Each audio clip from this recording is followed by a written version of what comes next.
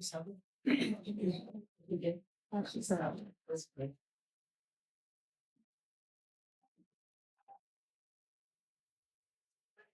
Yeah, okay. Thank you for this.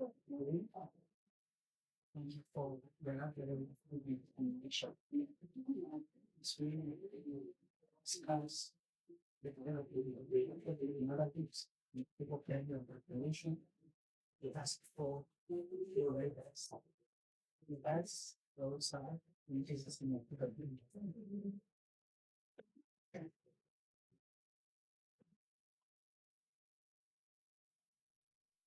So in the previous three Sabbaths, I went to Kisii. The three rooms wrong over Kisii town of Peroka. Send me some greetings. Have you received it?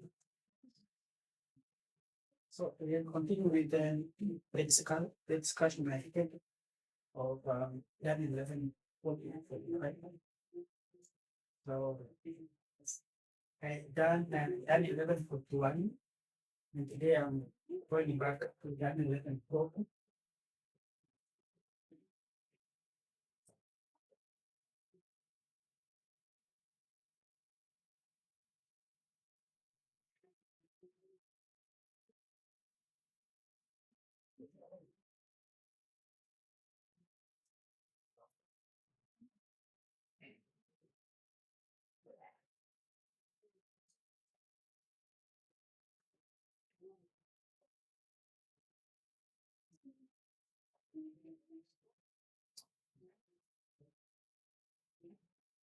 So we are done 11, 41. Now today I want us to do done 11, 40. Today I have notes, the soft copy. Like this I will share in the group. So, so we have the begin with drawing the formula in hand and the 2000.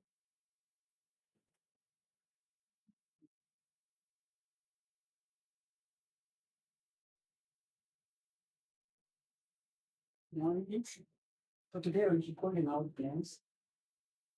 If I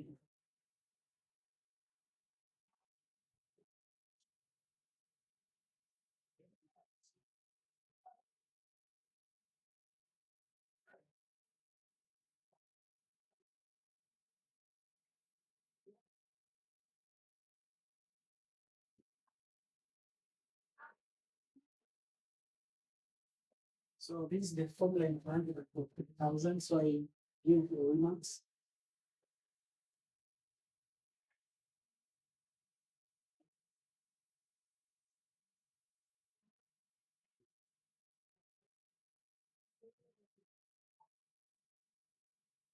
So in this formula of what we were discussing, we said that the last 6 months of Daniel 11 are fulfilled inside this formula. So, but again, we understand that Daniel 11:14 part B is fulfilled in this way in 1989. And we said that Daniel 12:1 is fulfilled in this dispensation here. And then we said this is Daniel 11:41. And we said this 2001 is a stepping stone. We can't see it in the book of Daniel 11:45.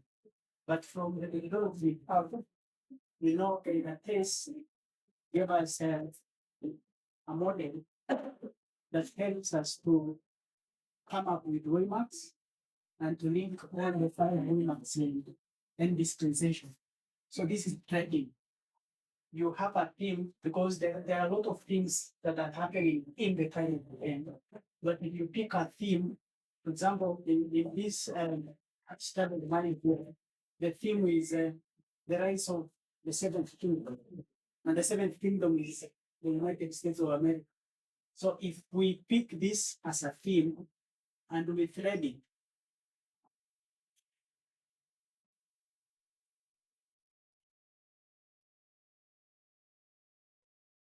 do out of the five major waymarks, then this waymark 2001 will be significant. will have at least a link between 1989 and the Sunday Law. So since it's the rise of the seventh kingdom, and we know the sixth kingdom is also inside this dispensation from here to there, then it means this is an internal struggle within the United States. So it will call civil war. So if this is a civil war, then 2001, which we know as the Islam attacking, will be we'll have to discuss more about what is happening in the year 2001 that will help us know what will happen at the Sunday. So this is the internal civil war in the United States, internal civil war, and then the civil war in the seventh kingdom will be rising into power, and we know what will happen in the prophecy. So if this is the case, then we have to discuss how this seventh kingdom is rising into power. So I will go to kingdoms of Bible prophecy. So I will use a model. We'll go to kingdoms of Bible prophecy and see how they run and fall. So we have 7 kingdoms.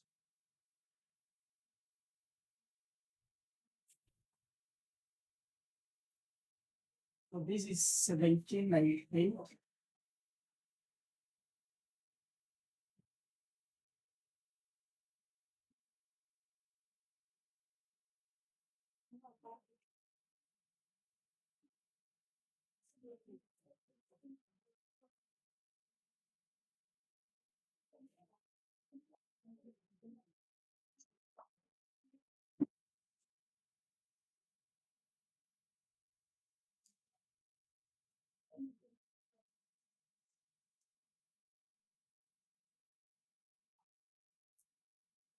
So in the book of Daniel, we have 4 materials.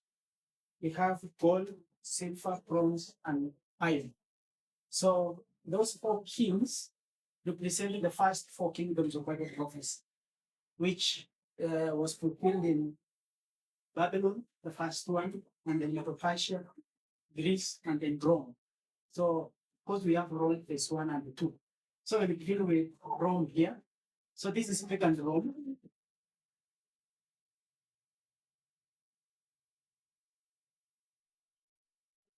And then this is papacy.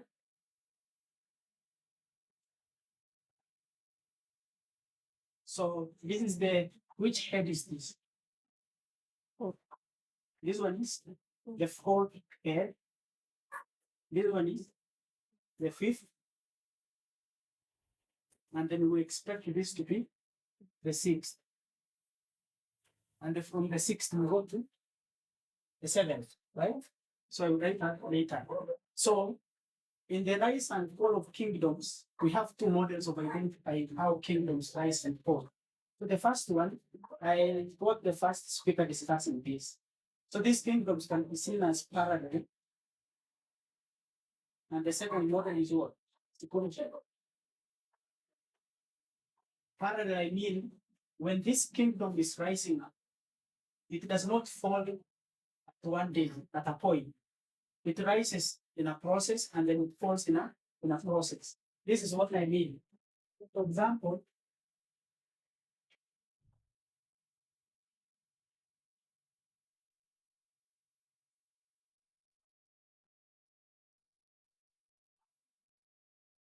so I will use an example of the fifth kingdom. So the Bible tells us it was to rule for how many years? For 1260 years. So the 1260 began in which year? 538, and it ended in 1798. So this is when it was ruling. So, but it rose by conquering Roman obstacle 3. And we can mark the rise of when was the first obstacle conquered? So it was given seed, power, and authority, right? So when was he given the seed? So you can say it referred to you, right? But during this time here, still the 4th king is reigning. before the fifth kings come. So we can say the fourth king is falling, and the fifth king doing what? Rising. So there is a point in time when we can see this kingdom and this kingdom overlapping. That is what we call parallel. For sequencing, it means that when the prophecy tells us the fourth is there and the fifth begins, when it ends, you have the sixth. When it ends, you have what? The seventh. So I will use this for parallel. So it means I will say the fifth kingdom began here. This is the fifth king.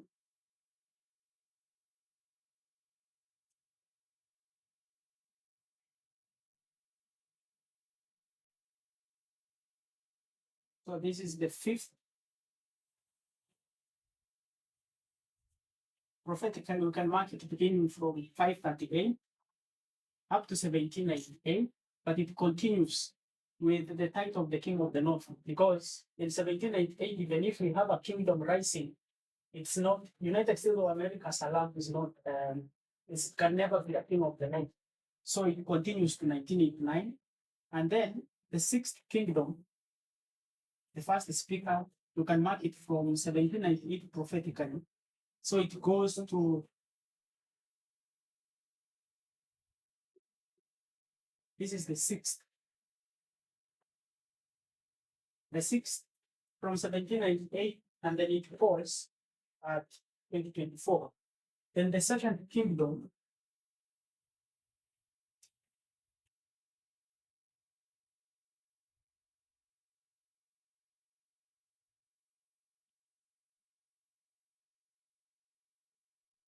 can be marked for prophetic between 1989 to CA. So this is the papacy. This is the king of the north. The papacy. Under the sixth dispensation here, this is United States of America's land. So United States of America's land cannot be a king of the north. So the papacy continues here being the king of the north.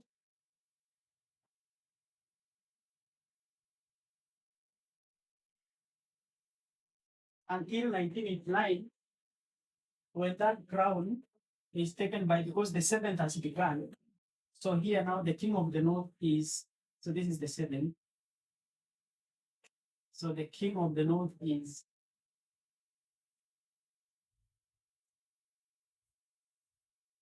then by the time we come to 2024, the king of the north changes.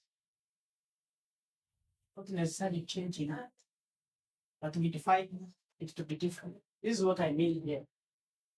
I mean, if you go to the book of Daniel 11, the crown of the king of the north begins with Babylon. When Babylon falls, the coming kingdom, which is Medo-Persia, takes the crown. After Medo-Persia, we have taken Rome. So, of the seven kingdoms of Bible prophecy, the sixth is unique to its own way. The sixth can never be the king of the north because of the role it plays. Order. The role it plays makes it not to be the king of the north. So, papacy, as the woman, is the king of the north inside the 1260, after pagan Rome is conquered. When we come to 1798, the sixth begins, but it begins as a lamb. And a lamb can never be the king of the north, because the king, by definition, the king of the north, they are the dreadful beasts. So, but the lamb is friendly. So that's why the papacy continues to be having that crown of the king of the north until United States of America becomes a dragon. Revelation 13:11. That's when it can be having that title of the king of the north. That's why I've said the papacy continues being the king of the north, even if that fifth kingdom fell, it continues holding that crown of the king of the north until 1989, when now we mark the seventh beginning. That is when the crown now goes from the papacy to the United States of America. But again, as we continue with this narrative, we know that we use the book of Revelation is an explanation of the book of Daniel. when we go to the book of Revelation, we have a lot of symbols, especially the book of Revelation 17. So in the book of Revelation 17, we have a woman. This woman, from the studies done in the movement, is an equivalent of the king of the north in Daniel 11:45. So what do we define the woman to be? So we say the woman is what? An entity. The reason as to why the elders used this word entity is because it's a product term. So it can illustrate an institution, an individual. Sometimes in prophecy, we know together in the book of Daniel 2, Tabiwa Nebuchadnezzar was the king of the north. So we can use an individual or the whole nation. So when we say the woman is an entity, we mean this king of the north can be an entity, an institution, and it can be what? An individual. So we said the woman is an entity with an ideology. So it means it can be an institution with a belief, an ideology, or an individual with what? With an ideology, right? So when the papers is an institution, the papers as a woman, that church, the Catholic Church, this is a woman, an institution. The papers here is an institution. When we come here, I say this is the United States of America as an institution. But when we come to the Sunday law, now we understand that King of the North because the seventh is not fully developed by 1989. It's fully developed by the time we come to the Sunday law. So this King of the North, who is a woman, can be now an individual. We can do that. We are allowed to do that by the methodology. So this here, Trump, is the woman with an ideology whom we mark as the King of the North from 2024. Remember, these kingdoms, I have used the model of parallelism, where we can have one kingdom overlapping another kingdom as they go through history. So this is the current understanding of the movement we have of who the King of the North is. Again, from the book of Revelation, we know there are a lot of symbols which are being used. We have the head.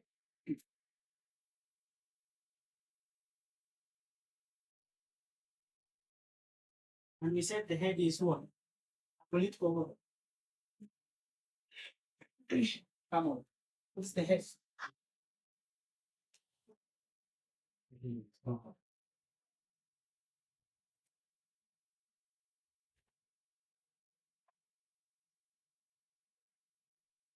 So this political institution has power, but the woman does not have the power.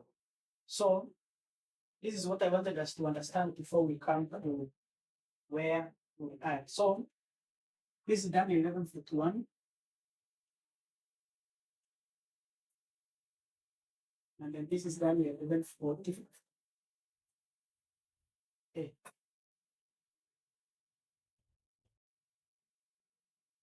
So having understood this, still under the kingdom, what was it?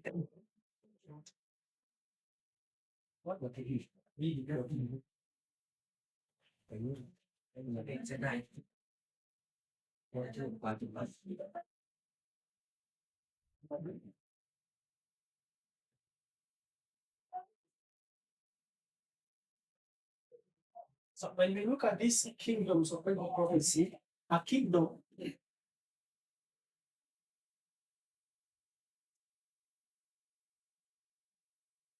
kingdoms are put in place to serve the people.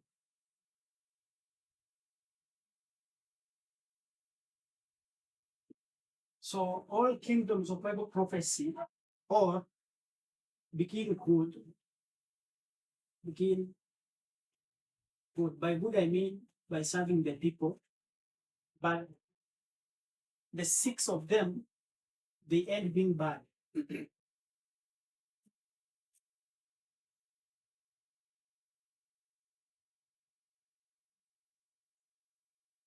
So it's only one kingdom, which is the sixth.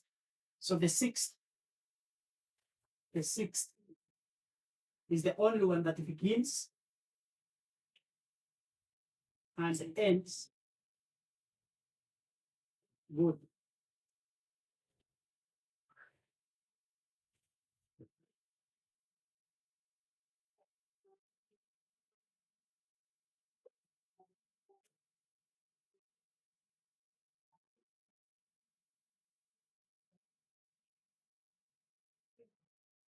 So now, when kingdoms rise, here we are discussing about the rise and fall of the seventh kingdom. So when they rise by being given the power by the people. And when they fall, there are some patterns on how these kingdoms will end. So if you go to the first kingdom, which is Babylon, I want to read something here. There is an article which is known as Nabonidus Chronicles. I want to read some few sentences to see how Babylon fell, because that's the first mention of kingdoms of Bible prophecy. So I will read Nabonidus Chronicles. So it says that ancient Babylon didn't fall in one day. It was rotten from the inside first, then God kicked over. The final blow was Cyrus the Great in 539 BC. This is what happened. So the first one was King Nabonidus, the last Babylonian king, made himself hated. He left Babylon for 10 years to live in Arabia and put his son Belshazzar in charge. Worse, he promoted the moon god Sin over Babylon's patron god Marduk. So he had issues with the priesthood. So the first thing which happened under Babylon is Nabonidus, the last king, promoted his son. He went to live in another country, India, and he promoted his son Belshazzar to be the king. And the Belshazzar, what he did, because Babylon had its religion, that's paganism. So there was the superiority of the gods. So the son promoted another god and replaced the god which they considered is superior. So this brought what we call a crisis, a religious crisis. So the first thing which led Babylon to fall is Nabonidus getting his son to be the king, and he had issues with religion. So the first one is religious crisis.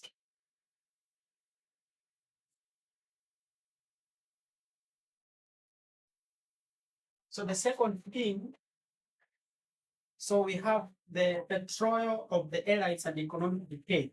So the priests, the merchants, and the nobles were pleased with Nabonidus. So we have economic crisis.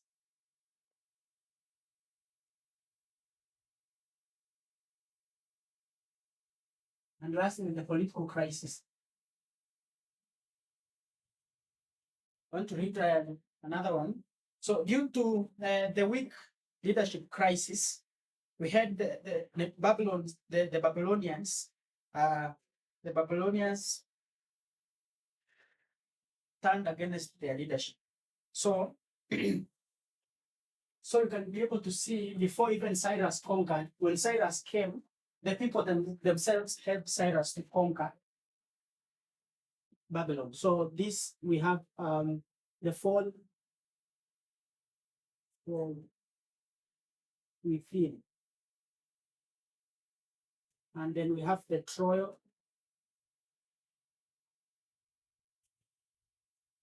And we have, I will discuss the three. So Babylon fell from within, the Troy from its own people, and then we had power vacuum. When the people saw Cyrus, they saw him as a good leader than Belshazzar. So that is what we will see the pattern going on. Because let me come to the fifth kingdom. How did it rise? So the papacy here we had the church and state, the European kings and the woman. That's Catholicism. So what happened? The first obstacle, the seed. How did the papacy get the seed? is when Rome moved its capital from where? Rome where? It's Constantinople. So that is what we call power vacuum. So we can see all this and all the seven kingdoms except the sixth, the way they fall is is the same pattern which we saw from Babylon. So fall from within, the Troy from region people, and we have power vacuum which is usurped later. So that's what we see here. And in 1798, do we see any betrayal? France, right? France is the first born of the papers of the fifth kingdom because France under Clovis helped the seven kingdoms, the seven, to go and approve the three, right? So now France became part of the European nations which were supporting, which converted to Catholicism. When we come to 1798, the person who removed the papers from the throne is Napoleon, the king of France. So it's betrayal from within. And then we had power vacuum. The power vacuum here, we didn't have a legitimate king of the North for 1790 to 1990 until when the United States of America was mature enough to take that crown. So we had here power vacuum until we had the United States of America becoming unilateral. So this is what we can see. So now when we come to the seventh kingdom, it took the crown of the king of the north from the papacy, which seemed to retire from the prophetic narrative. So that's what we see here. Now I want us to discuss how Daniel 11:40 was fulfilled. Daniel 11:40, now we turn to. I have a question. You see the same pattern going on. Maybe I'm going from when Greece is conquered, you see the same pattern. So when Greece is conquered, remember Daniel 11:3 natuambia that mighty king. So when Alexander the Great died, he had a little king who was supposed to be an heir, right? So he was not mature enough to be the king. So that is when we had now the Diadochi wars, right? Yeah. So there was fighting within the kingdom. So all those generals were fighting to take over from the throne of Alexander the Great. That is when now they were fighting for themselves. They fought within themselves. And then that is when we came to the king of the north, the four Diadochi wars, and then we had king of the north and king of the south. So we can see all this happening. So there was power vacuum, and then the generals were fighting within themselves, which is the trial. They could have come up with one person at all. That is how Greece fell. So then 1140. In 1989, when Museveni was sitting is the king of the north, and you have said simply either the institution or the individual. And what I understand that Sunday don't remark the human as an individual. So 1989, what was it? Sit an institution, not with an Yeah, United States of America as against. Of course, we need to find more things to kill on this. in that time. Yeah, Because we have the 60 kingdom on the same kingdom. yeah, I will define that. So then 1140.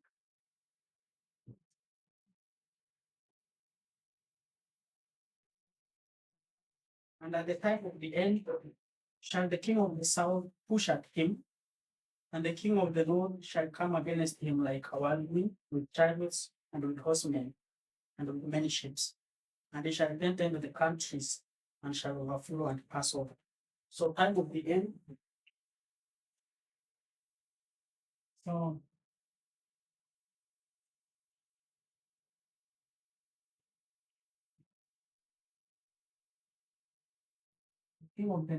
the king of the south push at the king of the north. So this pushing, if we use the same proof text from Revelation 17 and 13, I would say the pushing here is giving the devil good. The push of Daniel is equivalent to the devil good of Revelation. So the king of the south, who is the king of the south here?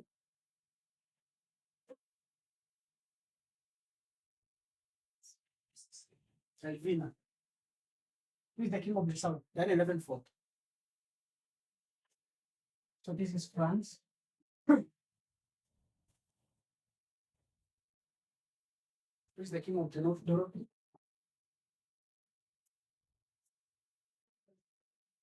We have Basika.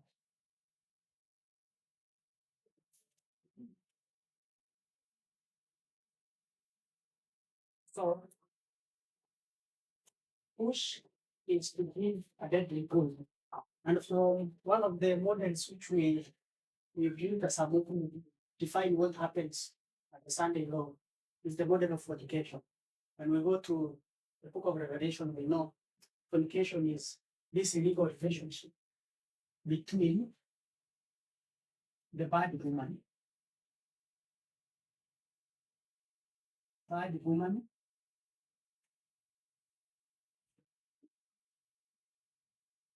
on who? In the head. So in the 1260,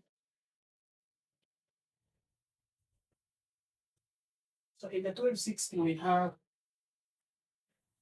who's the woman? In the 1260, the woman is the papacy, and the head is the European class. So the papacy is the one who is having the crown, riding the relationship. So when the king of the south comes and gives the deadly wound to this king of the north here, it means the deadly wound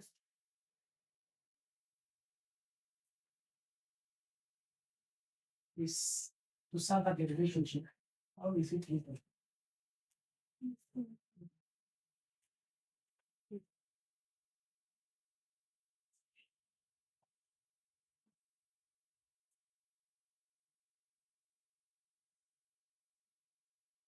So to split church and state, the relationship between the papacy and the European kings. So that's what we call the deadly wound. So what we see from Daniel 11:40a is that the woman is the king of the north. This woman here. So she received the power from the European nation. So that's what happens in 1798. So if you draw 1798, when the woman now didn't have any beast to ride on, she was looking for a beast to ride on. But what happened in, say, if I draw a timeline here, so 1798, now we have no relationship between the woman and the head. So this head is European nations. What happened in 1848?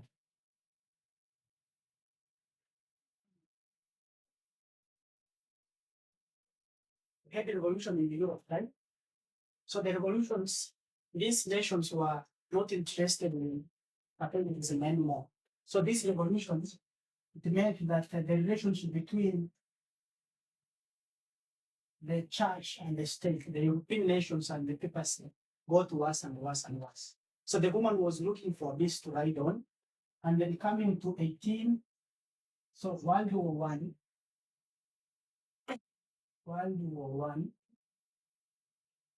and then World War II. Here the woman was looking for somebody to ride upon it. This is the story we have here. The obstacle on the head is the king of the south. The story of Fatima. The woman tried to ride on Germany, but it was not possible. After World War I, after World War II, we had only two superpowers remaining in the face of the world. We had United States of America and USSR. So I can say the World War II ended in which year? Let me use the year 1945. So we had Cold War between United States and USSR. because of the spirit of the king of the south. France was the king of the south here. France was the king of the south. And then now the king of the north, who is the papacy, is looking for this to ride on. And the obstacle she has is the spirit of the king of the south. That is why we have the story of Fatima here. And by the time we come to 1945, the enemy, the papacy has one enemy, and the enemy is the spirit of the king of the south here. So USSR is the enemy for the papacy. At the same time, is the enemy for who? United States, because it's a cold war, capitalism versus communism. So by the time we come to 1989, we had what we call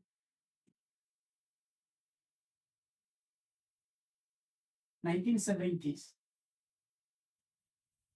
We had what we call Holy Alliance. It was between Reagan and who? John Paul II. So they came together not because they love each other or they want to benefit each other. They came together because of two reasons. One, they have a common enemy in the USSR. So, one, they have common enemy.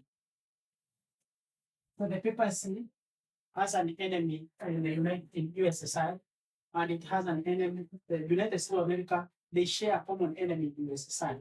So they come together to deal with USSR. And that is how the narrative now changes from 40A to 40B.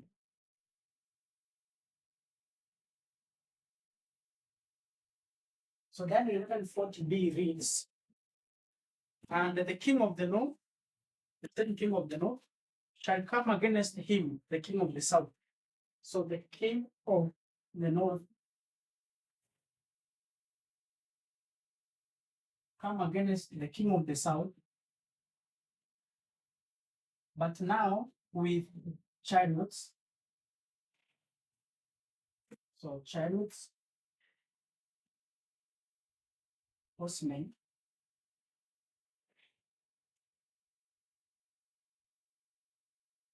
and ships.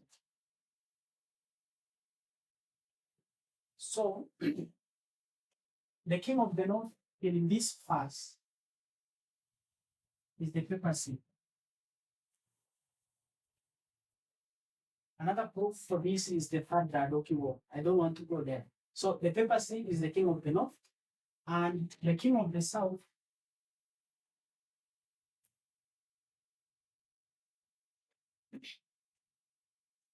is USSR. Now we have this person, this symbol here of chariots, horsemen, and many ships. So this is the machinery the papacy will use. Remember, this is a woman. This is an entity, an institution with an ideology. It doesn't have the chariots, because we said the time of the end magazine tells us chariots and horsemen is military power, and ships is what? Economic power. And remember, that military, that power, economic and military, was taken away by France here in 1798. So the papacy is existing as a woman without this power. So she needs power, she needs an helper to help her deal with USSR. And since the papacy got a friend with common enemy, with common interest, so papacy is going to use United States of America as a helper to deal with USSR. This is where now things get messier, because when you go to the Bible, as the first speaker was explaining, so in 1619, I want to explain how the United States of America, why we say these chariots. So the papers would have used anybody, anyone who was willing to be used to deal with USSR. But that help was found in the United States. So the United States of America, we can mark its beginning from 1619, when the Pilgrims came to the United States of America, and the Pilgrims are the people. So the people for my first study, I said when more than two people come together, they make a society. So this is the people. The people came from Europe and then they made a government, which is seat of power.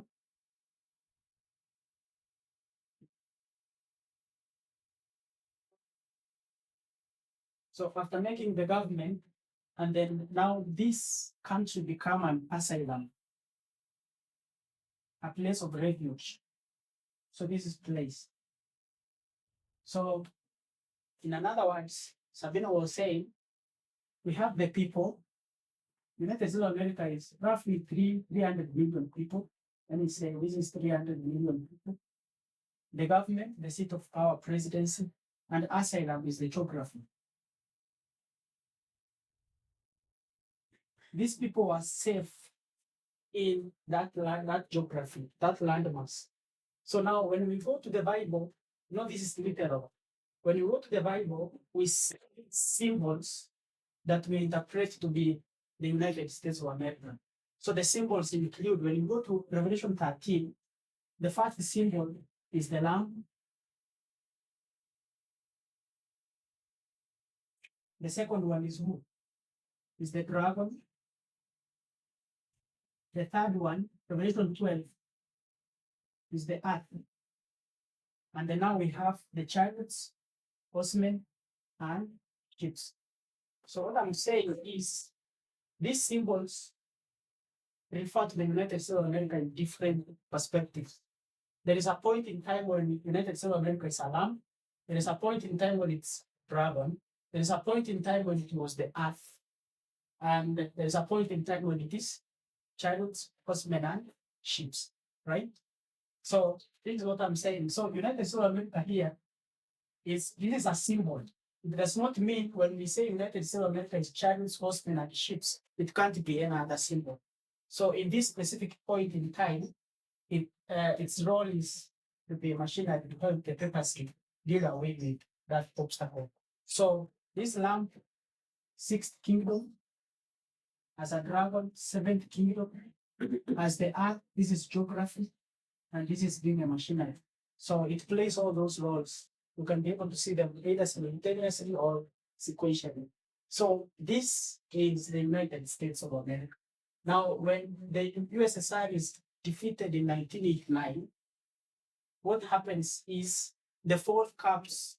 Of course, we can see it, the satellite countries doing away with the Soviet Union. It was dismantled.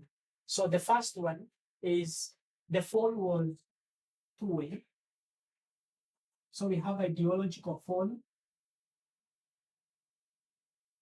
which we mark in 1989, and then political fall, because we are discussing about politics here. It fell later.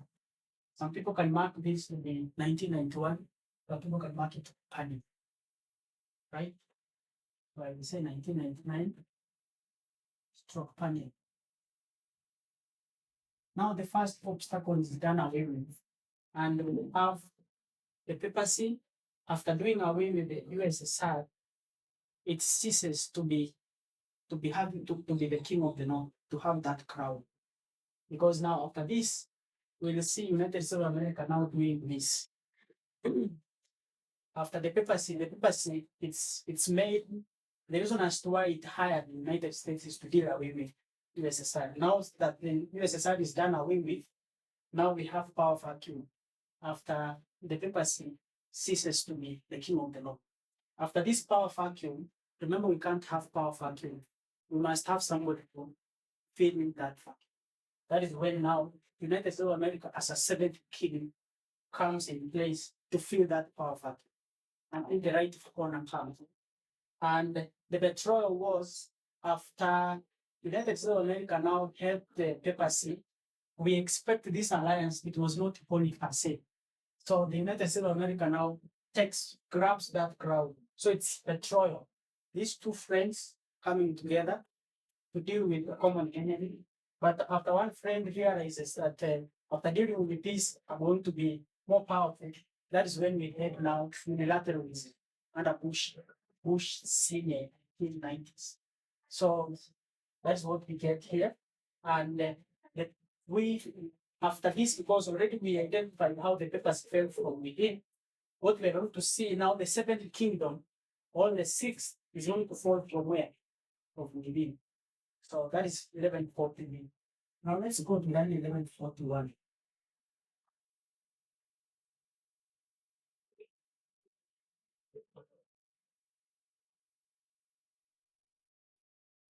So 41. For you can just highlight the equivalent of Paul and the political forms just in brief for that item. Because I'm trying to see that clearly. Yeah, I think if you highlight that, get across it. So we had under the Cold War, we had two ideologies. You can say vaguely communism and capitalism, right? So we have a war ideologies. So in 1989, in 1991, when USSR was disbanded, those satellite states adopted capitalism, right, as an ideology. So it was disbanded and then we remained with only Russia and some 2 countries, right? So that is ideological form, right? For the king of the south. The king of the south. Yeah. Okay, that is 1989. This is the line of the king of the south. Oh. I'm saying how the king of the south was defeated. So ideologically, it fell in 1989, and then we can see Russia being conquered fully, part B at Panin, right? Yeah. So it does not have any political significance. Okay. Because we are dealing with politics here. So by the time you come to Panin, because I said this can be Panin, or the other line you can be 1991. So by the time we come to Panin, the king of the south is dead. The United States of America is not interested in Russia anymore. Politically, it's done away with. So this is for king of the south, right? Yeah, that's very good. So what I'm trying to because there's a switch between king of the north being papacy we were. So while when we are dealing with the king of the north at this level, we know that king of the north is papacy and the king of the south, and US is just being used by the king of the north to get the power that is needed to conquer king of the south. So, but in here, there is a switch you are describing, where now the papacy is the king of the north, and now US has. Is that fall of king of the north also following this same pattern? The papacy now. Yeah. The papacy fell here prophetically. It fell there. Since we didn't have United States of America was not big enough to be the king of the north. It was the lamb, right? So the papacy fell here prophetically. That is why I identified all this in 1788. So it was just having that, it was assuming that because we can't have a history, a period in time where we don't have a person holding that crown. So here, the papers is not supposed to be the king first. Yeah, But since I'm wondering why are we saying the king of the north and 1980 during this war? Why is it the king of the north that's just using US? Why not US being allowed, being king of the north, using the power structure of kingdom of papers? Why do we make papacy the king of the north? At 19, when it has already failed. So what I'm saying here is the following here, we need to see it from two perspectives. Remember, we have iron and clay in Daniel 2. We have iron and clay up to the 4th. And then we can be able to see that church and state continuing in the 7th. So here, I'm discussing the woman. The woman looking for power. This is the woman. This woman has no power. She needs a state ahead to ride upon. So this is the woman having that title of the king of the north. Still the woman without that title. Remember that title of the king of the north, but she's looking for somebody to ride upon. she's looking for a head, a political institution with power. So this is a woman, assuming that, remember, we had European nations here. They were tired with the relationship, and now we are having a woman having that title, the king of the north, but without a political institution with power. Since she wants to do revenge, she needs somebody with that power to deal with the spirit of the king of the south. Because the person who gave the title good here is the king of the south. Even if it was France, I think we have an explanation of how to move to the USSR. Now, when we come here, that institution, that woman is looking for somebody to deal away with the USSR. And that person is the United States. This United States here, when Elder did the study, he called it a nobody. A nobody, it means it's not significant in this prophetic narrative. Why? Because it's neither the head or the woman at this point in 1989. So the person still having the crown is the papacy, and the papacy is going to employ, the papacy would have employed Edward.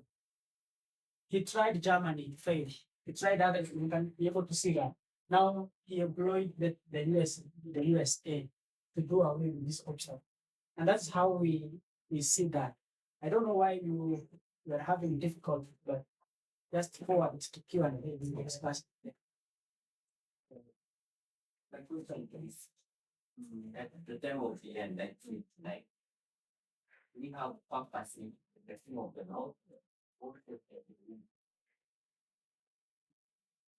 I said the woman of Revelation 17 is equivalent to the king of the north. What happened here is in Revelation 17, that model we know is the woman who is writing this nation. The woman writing the nations, the head. So the person who is in charge is the woman influencing, because when we define a beast, it's a political institution with the power that has adopted the ideology of a woman. And this is a bad woman. So it's the woman who is riding upon the beast or riding upon the beast head. So the woman assumes the role of the king of the north. So I began by saying the woman in Revelation 17 is equivalent to the king of the north in that 1140 to 45. So this papers here as the woman is the title of the king of the north. And we will continue, we will be consistent with that throughout our reform life. So this woman, king of the north, woman, king of, and then there's a time when we will come to 1141, Trump is a woman. An individual, because I said a woman is an entity, can be an institution or an individual with ideology. So at the Sunday law, Trump is a woman with an ideology. So now it switches from being an institution to being what? An individual. And we can see that in Daniel 2, Nebuchadnezzar is called the head of God. Nebuchadnezzar is an individual. So he's called the king of the north. So the king of the north can be an individual or an institution. So in 1989, the papacy is both the woman, and that woman is now the king of the north. I have a concern because from the time of the end, the settlement phase, we have a woman, but without we have a woman Without love. yeah, we have a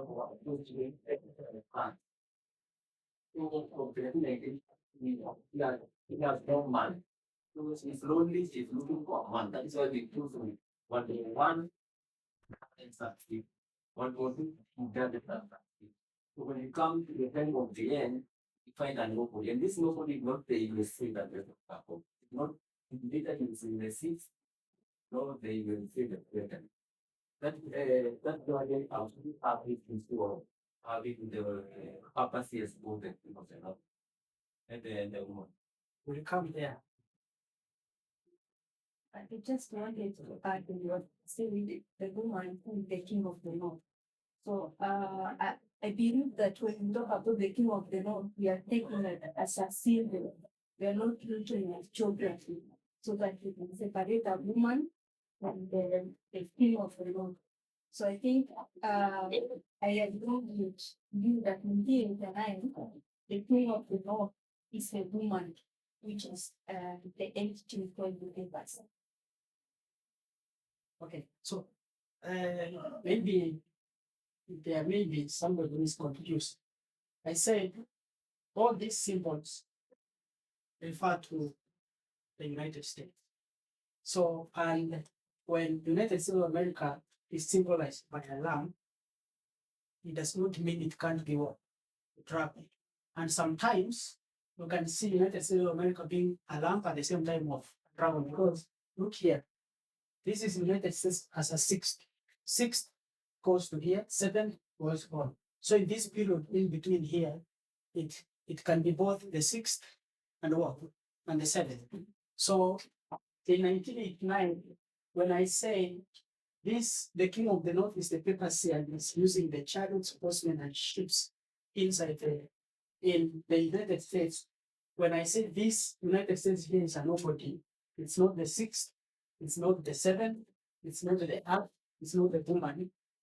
I think I'm justified saying it at this specific way mark here, it can play that role without being this. Because already we can see we can have the United States of America playing the role of the sixth, which is an opposite of the seventh ideologically, because the lamb and the dragon they are opposites. So if it can be the sixth at the same time the seventh, also it can play a role of being the chariots, horsemen, and many ships. But we'll discuss that later. Lastly, and then I conclude. Oh, I just wanted to mention that if we speak about contextual relevance, we look into a particular, when we're tracing a particular theme within a context. So when you do not see whatever thing that you're looking into at that particular time, then you cannot force it. You cannot force to have it. So you'll be having elements existing, but whatever thing you are looking for is not existing in that particular element, then you cannot force it. So you can see a woman basically as we saw in study, and in this particular study, the woman exists. But then if you are looking for element of sitting or control within that it will be on a woman, you can't see it.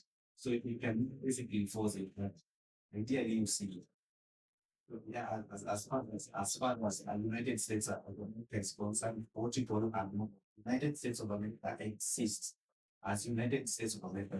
We can mention, but as it exists as the seventh kingdom or as or as the sixth kingdom, I think now that context is rather explore for us. On that, one of the William Miller rules says for you to know how prophecy has been fulfilled, go to prophecy, define all the symbols. After you define all the symbols, go to history and look at the events in that historical narrative. And then if you see all the events fulfilled in that, all the symbols being fulfilled in that event, and then you may be sure that that is prophetic fulfillment of that symbol. So I think that is what we've done here. We go to 1989. We have three people here: the king of the north, chariots, horsemen, and many ships. And then we have the king of the south. In that 1989, we must get in that year 1989, who should be the king of the north, who should be the chariots, horsemen, and ships, and who should be what? The king of the south. And then get somebody who did that job there, and then that must be what? The fulfillment of that purpose. I think that is part of the reason why I would say United States of America is I know the meaning. It's neither these the ones which we are familiar with. It's neither the earth, the dragon, or the love. That 1141. It reads,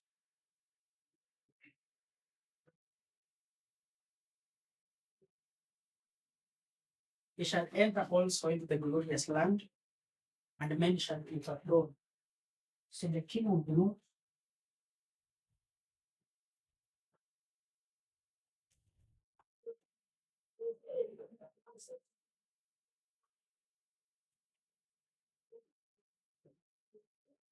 So the king of the north enters.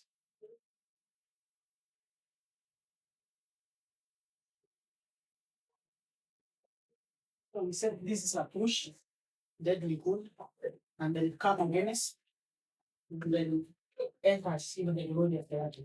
So the glorious land here, remember, I had used this here.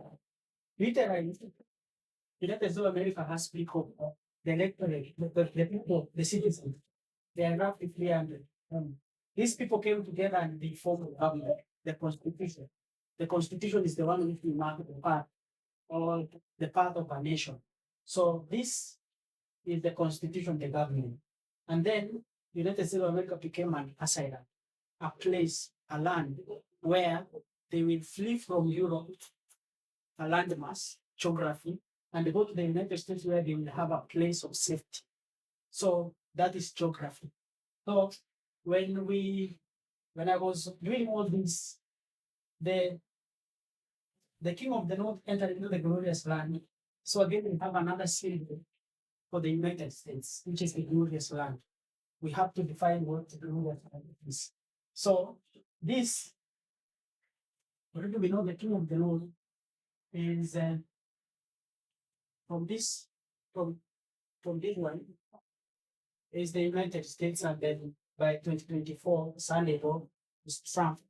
So the king of the north means the woman, to be consistent, the woman king of the north. So by the time we come here, it's the woman, the king of the north is the woman, who is Trump, an individual, an entity, individual with an ideology. So it enters into the glorious land. Remember, Trump is the seventh king. So Revelation 13, we are told that when we have this country which is coming off the earth, and it will speak as a dragon. And then later, John tells us that he will exercise all the power of the first beast. Revelation 13, 1 to 10 is the first beast. This is the first beast.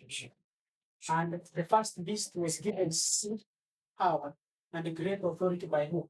By the dragon. So the dragon gave power, seat, and authority. The dragon of Revelation 12 gave power, seat, and great authority. The fifth, the papacy. And then this papacy, after ruling for 1260 years, we are told it's not, right? We don't have that relationship between the woman and the church and the state. So then when the dragon comes, the seventh, so when the seventh comes, he will exercise all the power of what?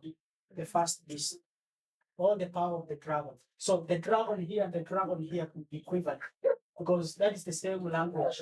Dragon, and then exercise all the power of the first beast. So we have to go to this beast and see which power did the first beast have. So when he comes, this beast here is the woman. The papers is the woman, king of the north. We have here the woman, parallel, because he's exercising the power of this woman here. So this woman had an ideology, and this woman is going to have an ideology. So in the 1260, the woman is persecuted. We have a good woman in the 1260. The woman who flees to the wilderness. The wilderness is the 1260, where she will be nourished for all those, and that the earth is coming to save the woman. So meaning, this bad woman here is entered into the glorious land. This glorious land here, we need to define it based on this. So I will say the glorious land spoken of here is equivalent of the lamb, right? Is equivalent of the government, the seat of power. Because we said the sixth kingdom is good from the beginning to the end. Good as in it serves good, the people. So it means the glorious land is a government which serves the people. But when the seventh comes, because the seventh is going to sit on that power, he will influence that head, not to serve the people, right? So here, Trump is the woman, and the head now, the seat of power, on the throne or the head is what? I will say the presidency.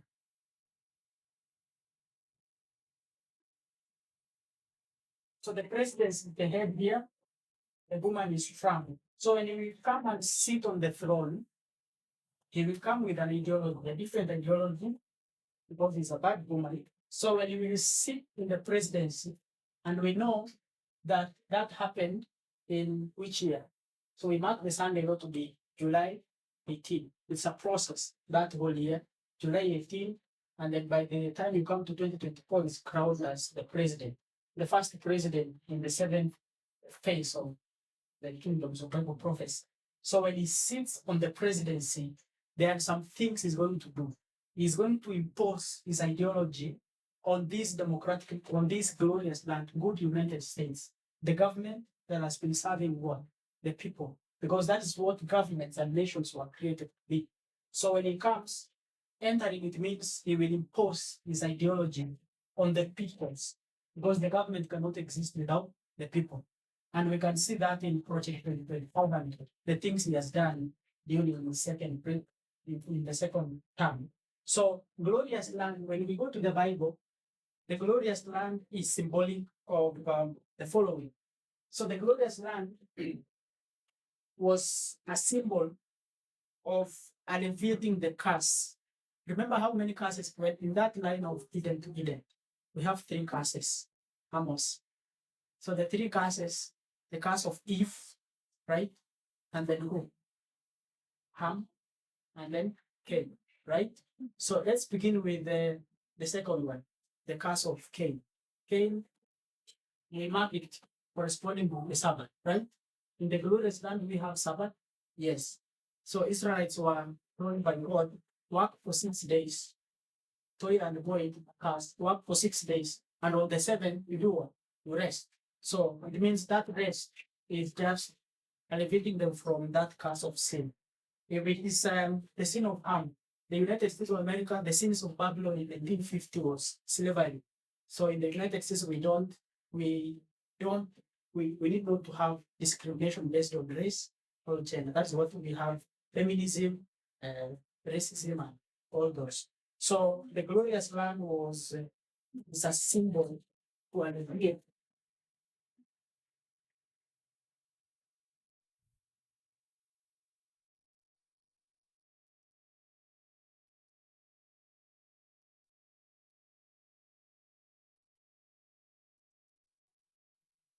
So to alleviate the curse of sin.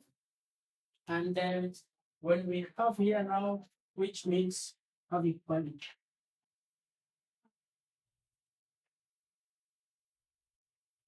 So in 2024, when he becomes the president, we have a lot of things which happen, and I think we discussed this first in detail on what he did, and whatever we are experiencing right now.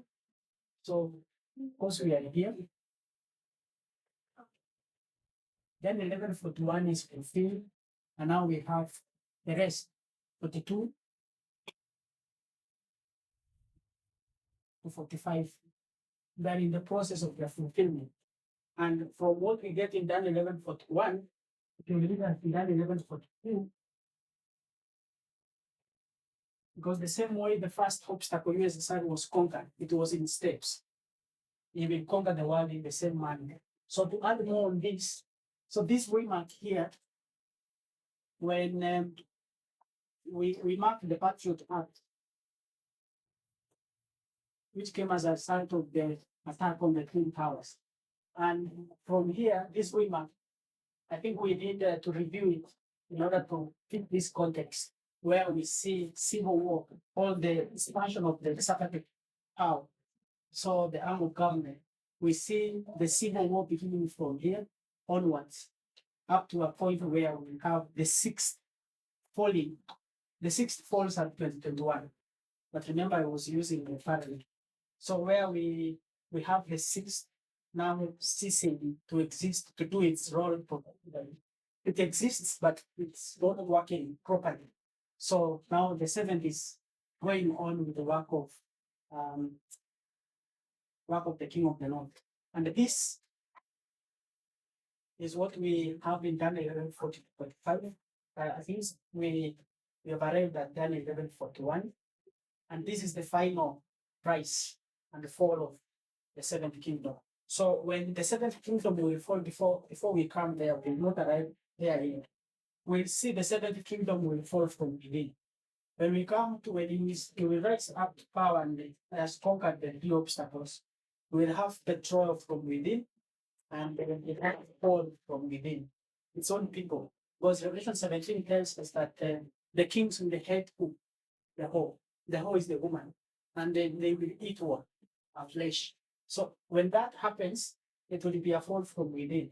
So when he thought that he had conquered everything, and then they will fall from within, and then we'll have a power vacuum where the rightful honor of the crown of the king of the north, Michael, when Michael will stand up, is the rightful honor, because we are told by Ezekiel that the crown will be overturned, until the rightful honor comes. So after that, after the king of the north will now fall, after conquering everything, the three obstacles, and then we'll have power vacuum where we'll have now the rightful honor of the throne coming and taking it from him. And this one is the 144, because what we are dealing with here is Michael will reign with the 144. So the crown, the rightful honor of the crown is the 144 and Michael. And in this line here, we call it 102,000. This one is the development of the kingdom of God. It's rising from glory to glory. And then we have now the development of the seventh kingdom, which is a complete opposite. And it's rising, but in reality, it's falling. It's falling deep until the final blow. So that is what I prepared to share for today.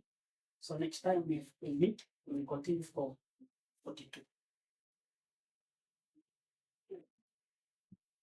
Let's pray.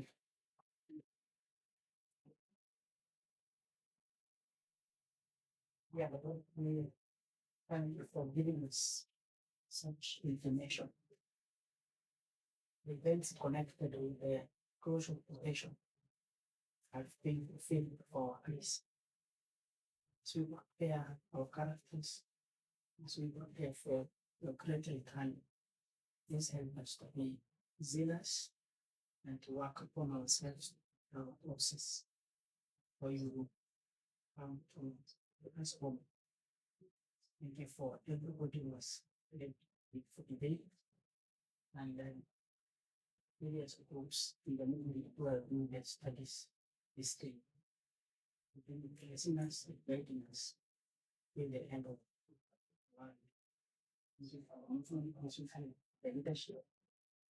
Now we trust, lines we trust God's. Big this is the show of office. Be with us all day and forever. In Jesus' name I pray. Amen.